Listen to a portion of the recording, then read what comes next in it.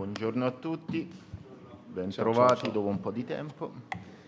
Iniziamo la conferenza stampa con Sky. Angelo Mangiante. Buongiorno. Buongiorno. Volevo chiedere, tanto visto che veniamo da una trasferta lunga, anche faticosa, dispendiosa sotto il profilo fisico, perché poi in campo era molto avanti di preparazione, il trasport, e quindi la Roma ha speso molto. Volevo chiedere come ha visto la squadra. Oggi è l'unico allenamento vero che c'è prima della partita, ecco, come ha trovato il recupero fisico soprattutto dei giocatori. Vittorie aiutano a recuperare. Quando si vince la stanchezza non è lo stesso di dopo una sconfitta, e questo è stato un plus per noi. Nessun infortunio di quella partita, né piccoli infortuni, e stiamo bene, stiamo tutti preparati. Ovviamente che abbiamo giocato 48 ore fa, però il calcio di oggi è così, tu puoi giocare ogni 3 giorni, tu hai anche una squadra che può, una rosa che può aiutare in qualche momento di più difficoltà, però in questo momento è inizio di stagione, anche noi abbiamo bisogno di giocare. Abbiamo sentito contro Trabzonspor un po' la differenza fra una squadra che ha intensità di 3 partite ufficiali e noi che abbiamo giocato la prima, e per questo abbiamo bisogno di giocare. Non farò tanti cambi per questa partita, abbiamo bisogno di giocare, abbiamo 4 partite di fila, domani la seconda, dopo Trabzonspor e Salernitana prima della sosta, e dobbiamo andare partita dopo partita senza pensare in stanchezza e pensare solo a evoluzione. Abbiamo bisogno di giocare. Pugliese, la Gazzetta dello Sport. Eccoci, buongiorno mister. Buongiorno. Le volevo chiedere, l'altro giorno a Trabzon parlava anche dell'aiuto del pubblico per la partita di giovedì prossimo, no? In funzione anche di quello che abbiamo visto in Turchia. Domani probabilmente si va, tra virgolette, verso il tutto esaurito. Ieri erano già stati venduti 25.000 biglietti. Ecco, può aiutare, quanto può aiutare secondo lei la gente della Roma, il pubblico della Roma, a ridurre quel gap dei 16 punti che hanno distanziato la Roma dalla Champions piuttosto dei 29 dallo scudetto? I tifosi ovviamente che possono aiutare, però possono anche giocare, che è un modo diverso di andare allo stadio. Qualche volta sono lì, altre volte sono lì per aiutare, e qualche volta sono lì per giocare. Io spero che stanno lì per giocare, perché possono farlo. La passione è facile di capire che è tremenda. Ho giocato a Roma come avversario e io ho capito anche da avversario, ho capito la passione. Sicuramente manca tanto partite vere, perché praticamente da un anno o più che la gente non va allo stadio, e se facciamo la formula passione più quello che manca, sono convinto che stanno lì per giocare, e se loro giocano con noi sarà molto più difficile per una molto buona squadra come la Fiorentina di andare a casa con un risultato positivo. La Repubblica, Ferrazza. Buongiorno mister, in bocca al lupo per il campionato. Intanto le volevo chiedere una cosa all'occasione adesso. Lei ogni intervista dice che le manca qualcosa, e addirittura l'ultima volta ha detto magari la prossima estate riusciranno a darmela. E la mia curiosità è, dice questo come stimolo alla società o per mantenere i piedi ben piantati per terra rispetto ai facili entusiasmi? Una curiosità, se vuole ovviamente spiegarlo. Questo l'ho detto qualche giorno fa, l'altro giorno, no? Oggi quello che mi manca sono i 3 punti di domani. L'unica cosa che in questo momento mi manca sono 3 punti che stanno lì, però stanno lì per le 2 squadre, e dello stesso modo che io voglio, l'italiano vuole, i miei giocatori vogliono, i giocatori della Fiorentina vogliono, sono 3 punti lì. E quello lì è l'unica cosa che in questo momento mi fa pensare, vogliamo vincere, però capisco la sua domanda e posso dire, e spero dire per finire la storia, e ho cercato di spiegare il meglio possibile, non lo so se è stato sufficiente, però io ho detto che il nostro mercato è stato un mercato di reazione, reattivo si dice, no? Sì. Un mercato reattivo, perché abbiamo perso 2 giocatori che non lo aspettavamo e abbiamo dovuto reagire. Per questa ragione non abbiamo preso qualche giocatore che nella mia visione, nella mia analisi, sarebbe un giocatore importante per equilibrare di più la nostra rosa. Però quando una società fa lo sforzo che ha fatto per avere questa reazione fantastica ai problemi che il mercato ci ha portato, io non ho il diritto di mettere nessun tipo di pressione, non faccio nessuna richiesta in più e mi nascondo dietro una parola che sarà sempre una parola chiave, che è tempo. Tempo è una parola chiave nel progetto nostro, tempo è una parola chiave che mi ha portato qui a Roma. Io mi nascondo dietro questo tempo per dire che capisco perfettamente che sarà difficile, complicato di fare qualcosa in più e che tranquillamente il mio lavoro adesso è lavorare con tutti i giocatori che abbiamo in rosa e abbiamo tempo per fare qualcosa di più, abbiamo tempo. Se non si fa adesso, si farà a gennaio, se non si fa a gennaio, si farà nell'estate. Per me, a me piacerebbe essere oggi l'ultima volta che parlo di questo, però magari come il mercato solo finisce 31, magari prossima conferenza stampa torniamo a parlare dello stesso. Però per dire semplicemente che sono molto contento con lo sforzo, sono molto contento con commitment, come si dice, il modo come la società sta con me in questo progetto e non ho il diritto di chiedere niente di più. E lavoriamo con quello che abbiamo e andiamo lì con il feeling che mi piace avere, che è ogni partita andiamo per vincere. Non ci sarà nessuna partita dove non andiamo per vincere. Magari contro Trabzonspor se nell'ultimo minuto c'è un pareggio, ok, prendiamo il pareggio.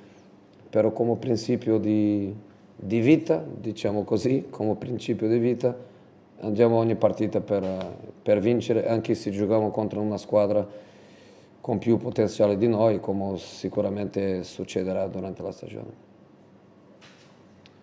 Il Corriere della Sera, Luca Valdiserri.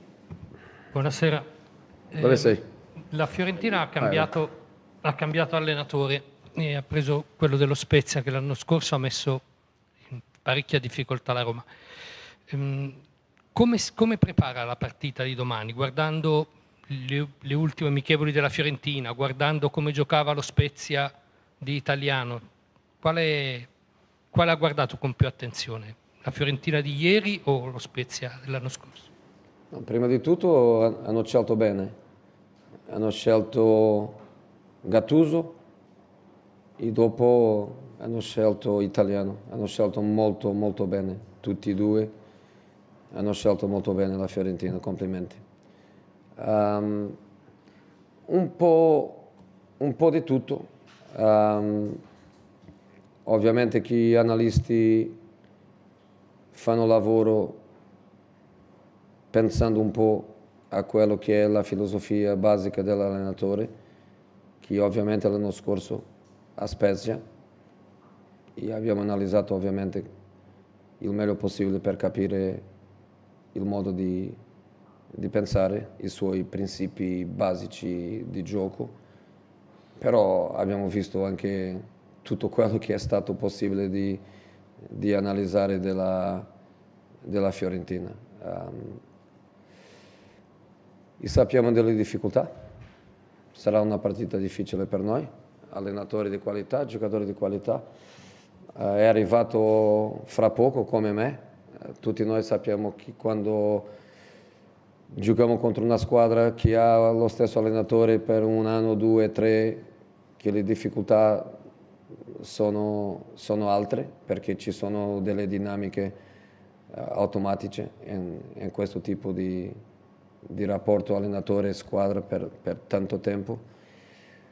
Però l'italiano è un bravo allenatore, io sono un bravo allenatore e le nostre squadre, nella mia opinione, giocano già abbastanza bene per 2 squadre che lavorano da pochissimo tempo con noi. Il Corriere dello Sport, Maida. Buongiorno. Ciao. Nell'ultima amichevole giocata prima di Ferragosto, il campo è sembrato obiettivamente in condizioni pessime. Mi pare che sia lei che i giocatori lo abbiate notato, foste abbastanza seccati di questa situazione. Le volevo chiedere, lei che viene anche dall'Inghilterra, quindi dalla patria dell'erba migliore che c'è. Questo è il problema magari. Ecco, si è preoccupato, visto che già nella prima partita, nella prima amichevole all'Olimpico si è fatto male Smalling, non so se sia riconducibile in qualche modo al terreno di gioco il suo infortunio, e in generale della condizione delle strutture italiane, perché gli stadi sono fatiscenti, i campi spesso non sono in ottime condizioni. Che idea si è fatto? E poi, visto che ancora non è stato chiesto, come sta Tammy Abraham, se è pronto a giocare già, a essere convocato già per domani? Grazie. Tu hai toccato quando ha detto Inghilterra, perché il clima aiuta tanto. Il clima aiuta tanto alle qualità dei campi, il proprio modo dell'organizzazione del calcio lì prende tanta attenzione alle condizioni e per questo paragonare Inghilterra con qualche altro paese è difficile. Però dire che esiste qualche rapporto fra l'infortunio di Smalling e il campo sarebbe molto cattivo dalla mia parte e rifiuto completamente questa connessione. Rifiuto completamente questa connessione. Il campo non stava bene, settimana scorsa non stava bene. Ho dei dubbi che domani sarà bello, però ho fiducia nella professionalità e nell'orgoglio della gente e penso che domani, una settimana dopo Raja Casablanca, che possa stare già in condizioni più accettabili e sicuramente settimana prossima, quando la Lazio gioca a casa, sicuramente per loro sarà ancora meglio, però un pochettino di pressione da tutti, non solo dal mio Instagram, che è un Instagram cattivo, perché è un Instagram senza filtri, tutto quello che mi passa in testa nessuno lo può controllare, neanche a Luca. Magari un pochettino di pressione da tutti noi, possiamo magari fare con che i campi, non solamente il nostro, di un modo generale i campi in Italia, possono avere un livello che permette di di giocare bene, bene, bene. E quando guardo al livello dei allenatori che stanno in Serie A e quando penso a altri bravi allenatori che in questo momento non stanno in Serie A, però gente della casa,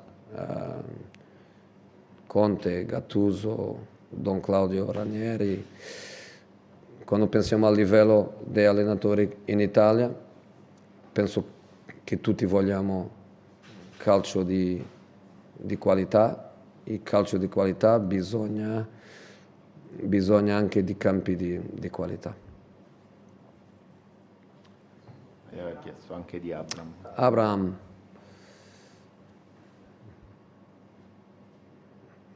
Domani sarà convocato, non ci ha allenato con la squadra, però le regole sono per complire. Ha dovuto allenare da solo, però ha fatto un buon lavoro con Chelsea, ha fatto una propria prestagione, ha giocato anche partite amichevoli di livello alto, ha fatto quelle partite lì fra le squadre di Londra, Chelsea contro Arsenal, contro Tottenham, lui ha giocato, è stato in panchina in Supercoppa, in campionato, non ha giocato, però sta preparato per giocare dal punto di vista fisico. Una settimana difficile per lui, Londra, Roma, test fisici, tutto quello, paperwork, come si dice paperwork? Documenti, sì. Firme, quella roba lì. Visto. Però è lì, abbiamo 3 attaccanti, Borja, lui e Eldor, e siamo contentissimi di avere. Passiamo a Zotti, il tempo. Buongiorno. Buongiorno. Le volevo chiedere come giudica il processo di maturazione di Bryan Reynolds, a che punto è la sua crescita e che valutazione è stata fatta su Florenzi a Bryan livello di Reynolds terzini? non posso valutare tanto perché lo conosco da un mese. Lavoriamo insieme da 5 settimane più o meno. È impossibile per me di fare un'analisi su evoluzione o no evoluzione, perché per me non esiste un parametro di paragonare, è molto molto difficile. Quello che posso dire di un modo generale è che fisicamente ha delle condizioni fantastiche per essere un terzino, questo nessuno dubbio, e tecnicamente e tatticamente è un ragazzo che è arrivato di una realtà completamente diversa, ovviamente che deve migliorare, però questo è normale, giovane, mai giocato in Europa, ovviamente che bisogna migliorare, per questo è normale. La domanda di Florenzi, penso che il modo meglio per rispondere è di faccio auguri per avere una buona stagione, se possibile finire dietro di noi, però gli auguro che faccia una bella stagione, che possa essere felice a Milano. Ho parlato con lui una volta qui e nella sua testa era perfettamente chiaro quello che voleva fare e quello che non voleva fare. E quello che voleva fare era andare al Milan.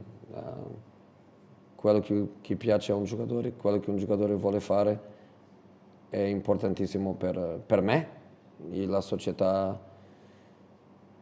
ha collaborato in questo desiderio del giocatore di andare al Milan.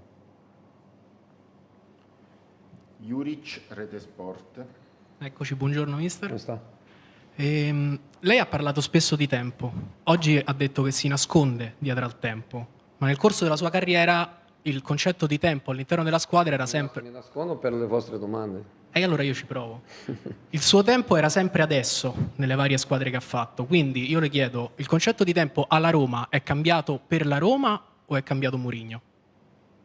No, è il profilo non dico il profilo di club, perché la Roma è un club gigante, è un club della dimensione di tanti altri club dove io sono stato, però questa è la dimensione del club, del club come tifosi, come storia, come città, però un'altra cosa è la natura dei progetti.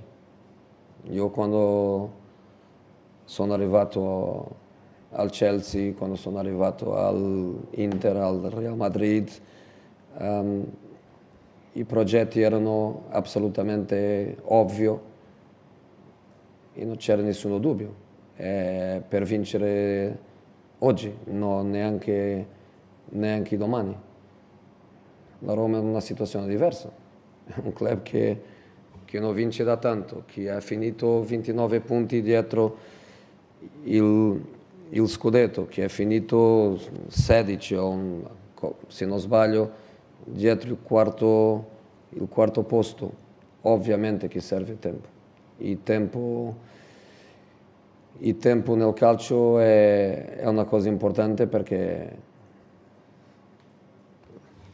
la realtà è il pragmatismo dei numeri.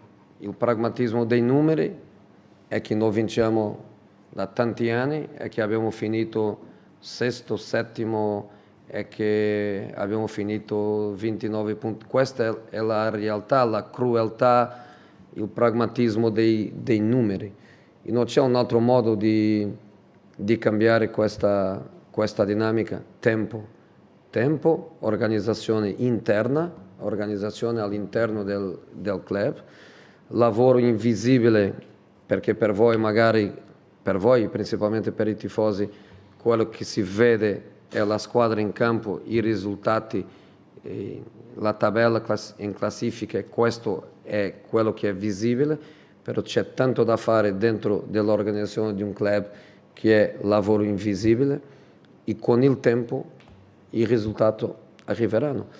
Però ti dico per domani, e dopo ti dico per Salernitana, e dopo ti dico quando viene la Juve o l'Inter, o ti dico sempre lo stesso, domani è per vincere. Lo Monaco, il romanista. Eccoci, buongiorno. Non so, lei impareremo a conoscerla da questo punto di vista, quanto ami parlare di questioni tattiche nelle sue conferenze stampa. Le volevo fare una domanda sui terzini, perché mi ha colpito abbastanza che in Turchia si spingevano molto spesso anche insieme in avanti, tanto che un paio di volte la Roma si è trovata in difficoltà, soprattutto dalla parte di Karsdorp, e ho notato anche che però hanno sbagliato anche molti cross, ma anche mi è sembrato quasi come se fossero tirati a casaccio i cross. Mi pare che il dato fosse su 10 cross ne hanno sbagliati abbastanza platealmente 6. Quindi volevo capire intanto la spinta dei terzini nelle sue squadre, a questo punto mi pare di capire che sia una spinta costante anche insieme, e poi questa questione dei cross, se è una cosa che immagino che lei non voglia che si tirino dei cross a casaccio, insomma, quindi volevo capire come era nata questa questione. Grazie. No, prima faccio una piccola battuta. Quando io ero in Inghilterra, io dicevo sempre ai miei, mi manca conferenze stampa in Italia, perché in Inghilterra loro non vogliono parlare di calcio, vogliono parlare solo di casini. Io dicevo mi manca conferenze stampa in Italia.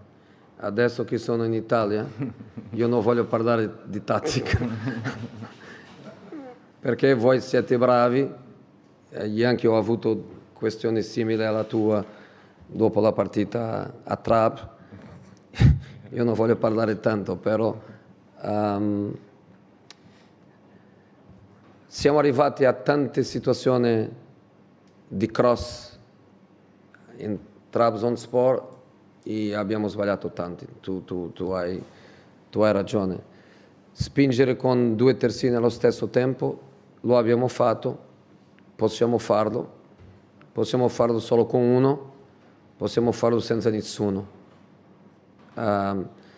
Calcio di oggi è andato più in una direzione, qualche anno fa una squadra aveva un modulo, voi dicete modulo, no? Un modulo di gioco e basicamente non usciva di quel modulo di gioco, si sviluppava un stesso modo di giocare. Oggi si fa diverso, non dico tutti, però tanta gente, io cerco di farlo, lo fa di un modo diverso, perché è più difficile per l'avversario di preparare la partita contro di te. Tu hai detto abbiamo spinto con 2, certo, in qualche partita di prestagione abbiamo fatto solo con 1 e abbiamo chiuso con un altro terzino dentro. Ci sono diversi modi di farlo, diversi modi di arrivare allo stesso obiettivo. Noi vogliamo vincere partite. Per vincere partite tu devi segnare dei gol, per segnare dei gol tu devi arrivare in posizione nell'ultimo terzo offensivo. Il modo di farlo sarà diverso. E la qualità del cross qualche volta è una qualità che un giocatore ha o non ha, altre volte è più una questione di fiducia, più una questione di momento. E noi, quando guardo Karsdorp, Vigna, Calafiori, tutti questi ragazzi sono ragazzi che hanno una buona qualità di cross, però alla fine in trap il cross che ha fatto il primo gol è stato Mkhitaryan, che non è neanche un giocatore di faccia, però cerchiamo di sviluppare il nostro gioco offensivo avendo diverse possibilità. Facciamo l'ultima. Angeloni, Il Messaggero. Eccomi. Buongiorno.